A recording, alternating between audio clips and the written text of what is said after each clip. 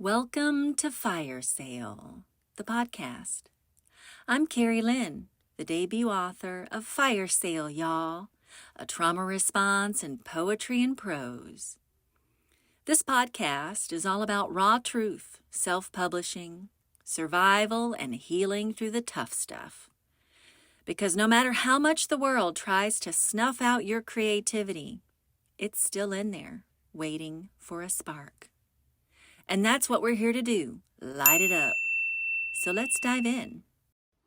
Today, I am taking you on a deeply personal journey. No filters, no holds barred. I just want to give you a taste of what's to come, the vulnerability and the raw truth that really represents who I am. So this episode's about facing your past, but more importantly, owning your future. I really wanted to focus on introducing myself, helping you to get to know me a little bit, helping you understand what my personality is, the topics that we're going to discuss, and to wrap your head around me as a person, me as a writer. I was born in the foothills of Kentucky at the University Hospital in Lexington. There's an empty space where the father's name would be on the birth certificate. With my father being absent, the men that were in my life were not good father figures. They weren't good figures of healthy masculinity. My mother wasn't a great figure either. She was present, obviously. I mean, I didn't grow up an orphan, but I almost did, was almost adopted because my mom had substance abuse problems. She's now clean, of course, and has been for ages, but that doesn't change my early experiences, which were full of trauma. They were full of mental abuse, physical abuse, sexual trauma, all of this occurring before, I even was the age of 12. And so we didn't have a lot. My mother was a single mom. She didn't graduate high school. We were homeless quite a bit.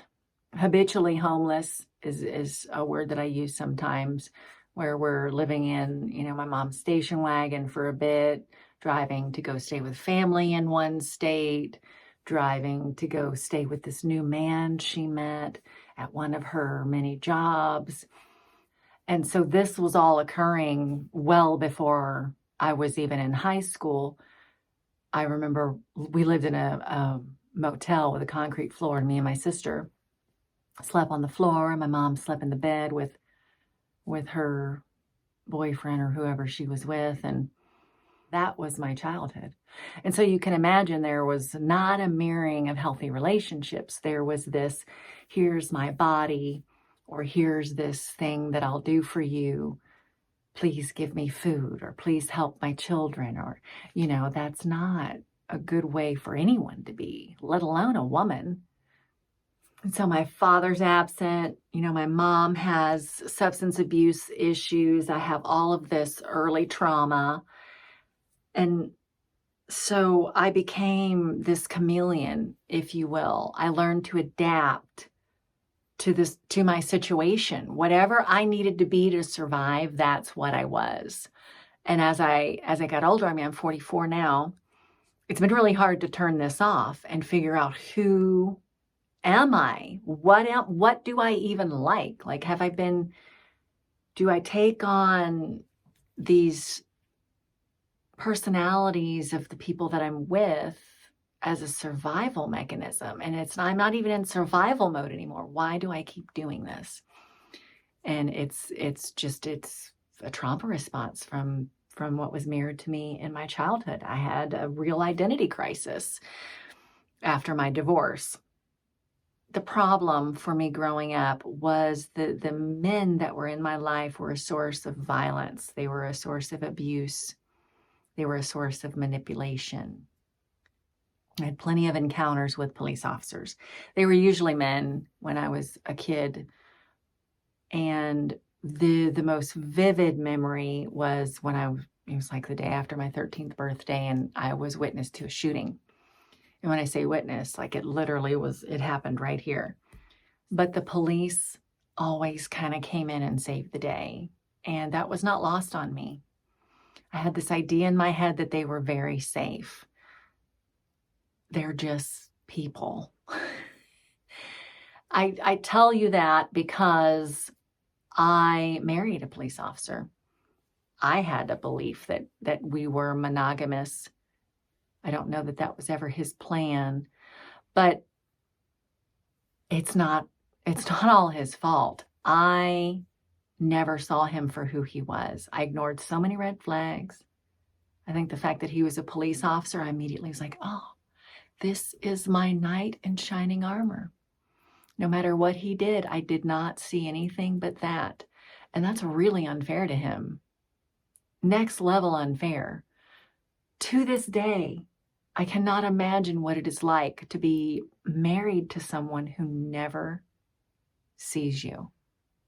That, to me, just really tugs deep, because I'm in this place now of, self-reflection, of renewal, of really trying to find out who I am. And then I was with someone for 17 years and I never allowed myself to see him.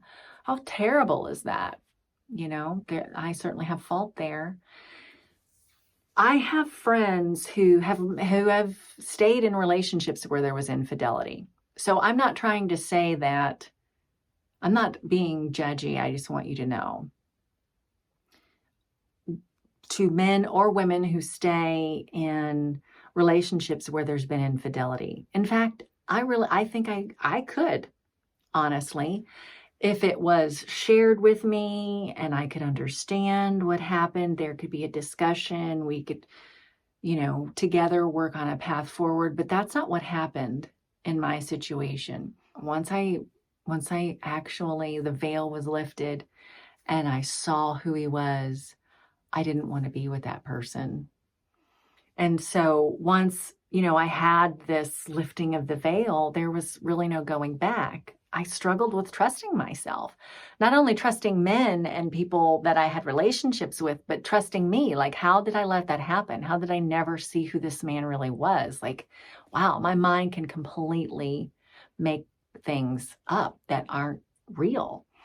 And so I had to learn to trust myself. I had to have patience with myself and people I'm in relationships with. Mostly the patience is, being kind to myself. But now I'm in this renewal part, which is going to be the second collection. I'm really excited about that. I had my first orgasm in my 40s. Hello. Woo woo. I talk about that. I talk about the female orgasm. I talk about self-discovery with masturbation and a partner, and just the authority of self. I understand that there are people who are in abusive relationships, even as grown-ups, where they don't have the authority of self. But I have been there. And so I relate to that. I will never go back. We carry these things with us, these things that happen to us. I carried a burden of shame. Shame from being habitually homeless as a kid. Shame from, my mother.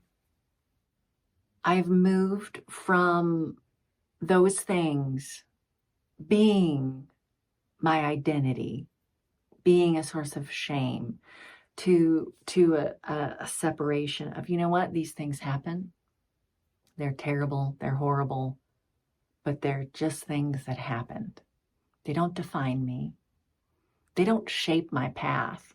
I don't have to be like that. I don't have to mirror that anymore. In fact, now that the veil is lifted, I can have the kind of relationships that I want to have. I can trust myself to make good choices. I can set an example for my child that is going to give her a life I never had. That's really, really important to me. So I tell you all of that because I want to encourage you to stay tuned. Things are going to get really interesting. There's nothing like what I've written, y'all. There truly isn't. I have written about every facet of life. I've written about trauma. I've written about abortion. I've written about abuse. I've written about blood and guts and cum and shit and love and joy and orgasms and beer and being a mom and being an employee. I mean, I've written about it all. This is what I feel we're missing. I feel like we're missing true authenticity, and that's what I bring here. So tell me if you have experiences similar to mine, or if you know someone who has, or if you can relate, or any of this resonated with you. Really hope you stay tuned for the next episode. And yeah, let's take this journey together. Here, but we're also going to be talking about a lot of really fun stuff too. So don't run away, because we're going to talk about the female orgasm and blowjobs and all the stuff. So, probably shouldn't say blowjobs. Can I say blowjobs?